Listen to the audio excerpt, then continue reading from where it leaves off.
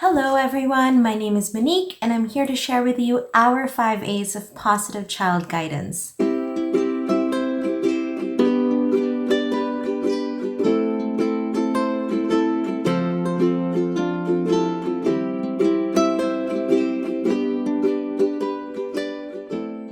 So introductions first. Again, my name is Monique. I'm a mom of 3. I have a 7-year-old, a 6-year-old, and a 3-year-old.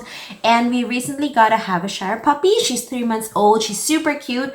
So now I'm technically a mom of 4 because I'm potty training her. I'm also a certified early childhood educator. I've been working with families and children for a really long time now, creating preschool programs for young children. As a parenting consultant, creating seminars and workshops for parents, for fellow educators, for caregivers, and really any adult who wants to work with children. So before we dive into the 5 A's, let's first talk about what is positive child guidance.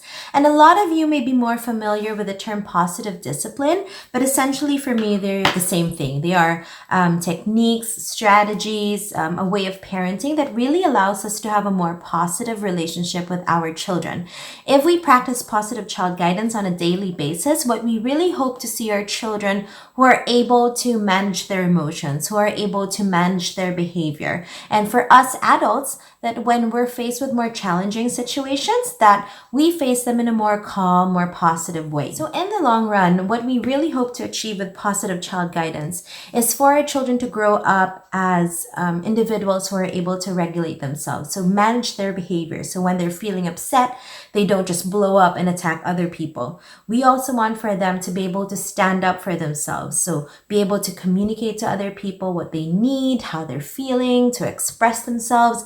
And third, to really respect the rights of others. If we look at how we apply positive child guidance now when they're younger, what we really want is for them to be able to respect us as parents and to be considerate of their friends, considerate of their siblings.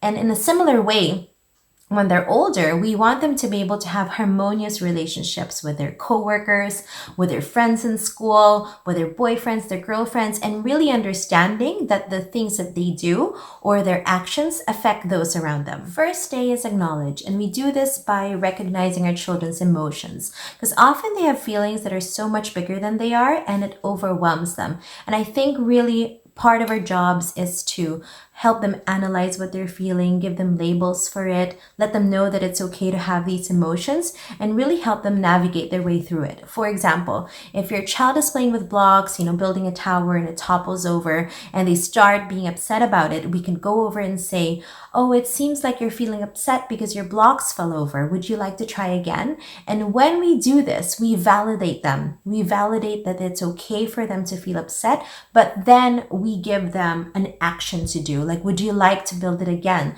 So when we look back on our goals about them being able to manage their actions in the long run, then they realize, oh, it's okay for me to feel upset, but I don't have to stay upset, or I don't have to just cry and stomp my feet in expressing my being upset. I can take a deep breath and try again and build my tower again. And sometimes you don't even have to spring them into action. It's really just about us acknowledging that they're feeling something. Let them feel that we're there, recognizing that they have these feelings. And when we look at our goal number 2, our long-term goal number 2, about them being able to express themselves and stand up for themselves, when we do this, when we acknowledge that they are feeling a certain way, then they grow up knowing that it's okay to have these feelings and I can express it to other people, because when I was younger, someone was there to acknowledge it, and someone was there to recognize that it's okay that I feel this way sometimes. Next day is alternatives, or when we give our children choices or we redirect them to more appropriate behavior. For example, and this happens all the time in our house because we have a 3-year-old and all he really wants to do is do anything that his sisters are doing. So the other night they were working on their poncho. So there was markers, bells, feathers, needle thread all over the floor. And Raphael really just wanted to be a part of it. And so I had to step in and say, "Raphael, your sisters are working on their poncho right now. Would you like to use the markers to write on cardboard instead?" And what this does is really redirect our child's attention to something they can't do to something they can do. They say it right, so from can't to can do. And it's just easier for children, even for adults really, to to take that in, right? Like if your mind is set on something that you really, really want to do and somebody tells you that you can't, then it really brings up all this negative emotion in you. So what really helps is for us to be able to communicate what they can do in that situation, what's appropriate or what's acceptable in that situation.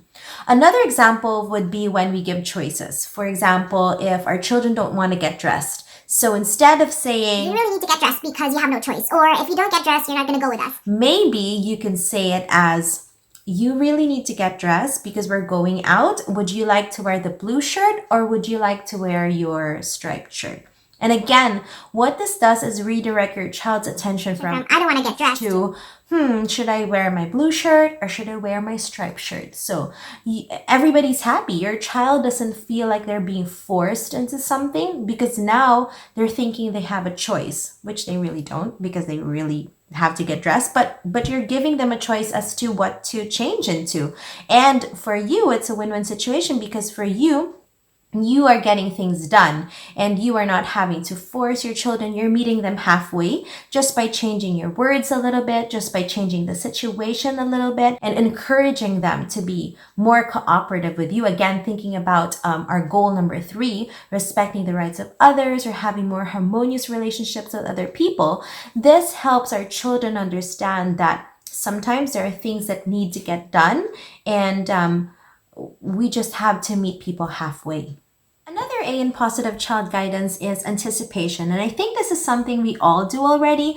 Like, for example, when we go on a trip and we're packing our suitcase, we need to think about the next couple of days and what we'd be needing for, let's say, a dinner meeting or a fancy dinner dance. And also we think of contingencies or problems that can arise. Let's say you're traveling with a toddler who's potty training, then maybe you need to pack 10 shorts instead of 5. Now, the thing with applying anticipation and positive child guidance is we now do it on a daily basis in more ordinary situations. For example, you're at home, like everybody's staying at home now. Most people are working from home. And I don't know about you, but my kids are constantly hungry and they're constantly thirsty.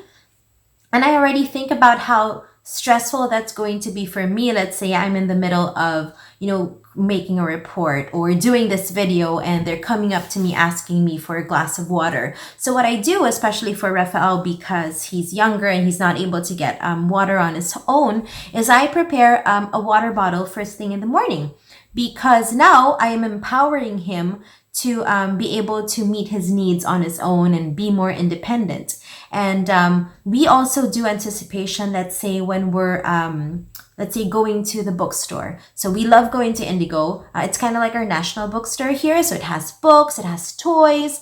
And before we go, I already tell my children, I anticipate that they would want a toy when we go there. So I already tell them beforehand that we're going to Indigo. You can buy a book. You can look at toys, but we're not buying a toy. This really helps in positive child guidance and managing behavior because now if they have any objections to it, they have it here.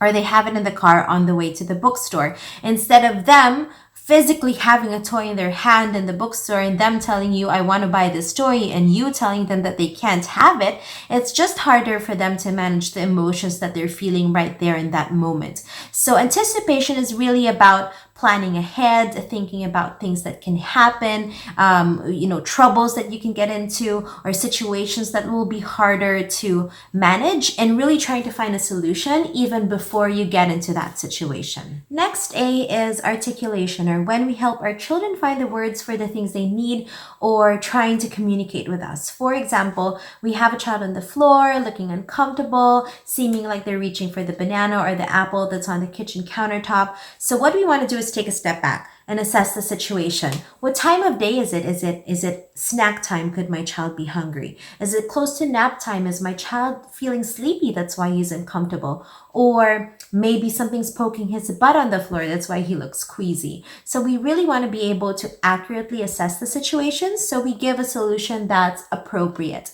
And also when we have a better idea of what's going on, let's say we think that our child's hungry, we also don't want to just hand them the banana. We want to help them find the words for it.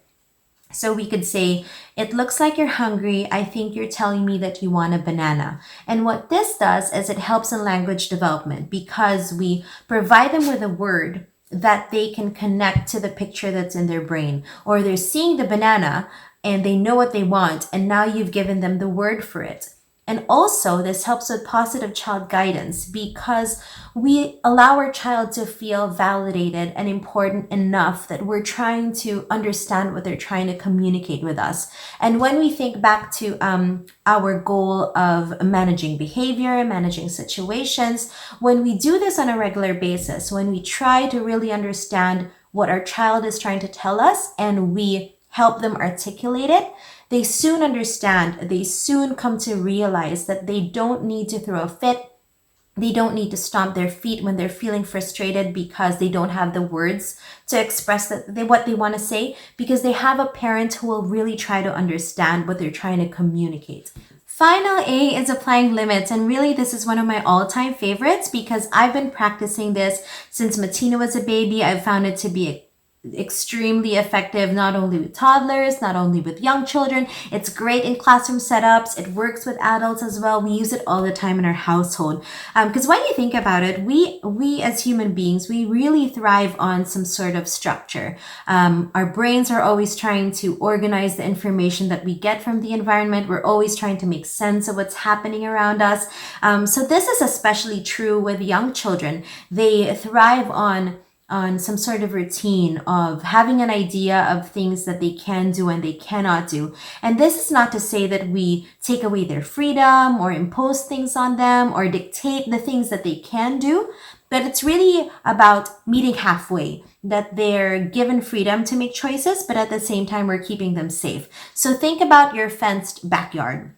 When your children are playing there, it's a win-win. Your children feel empowered because they can choose to run around, they can choose to roll in the grass, whereas you're feeling calm and not anxious because you know that your children are safe within the four walls of the backyard.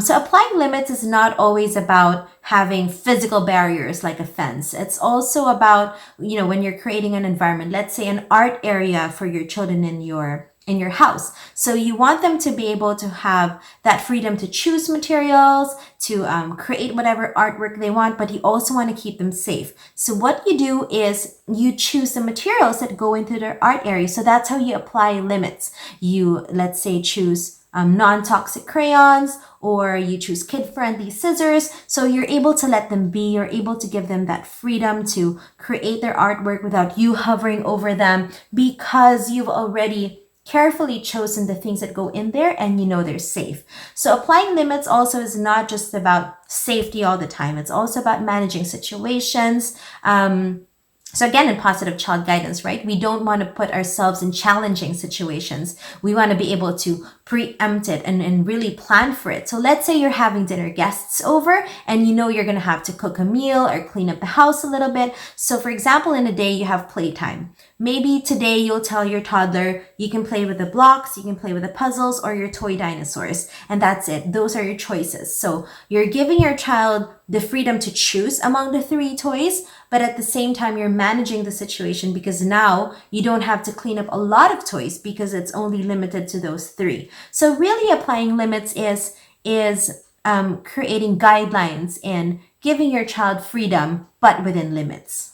So there you have it, the 5 A's of positive child guidance. There's acknowledge feelings, giving alternatives, anticipation, articulation, and applying limits. I really, really hope that these techniques will be of some sort of help to you. I will go now, but I will see you in the next couple of videos. Please like and subscribe. I never thought I would ever say that in my entire life, but please do. And if there's anything else that you would like me to talk about in the next couple of videos, please just put them in the comments below and I will try to get to that. So again, thank you for being with me, and I will see you next time.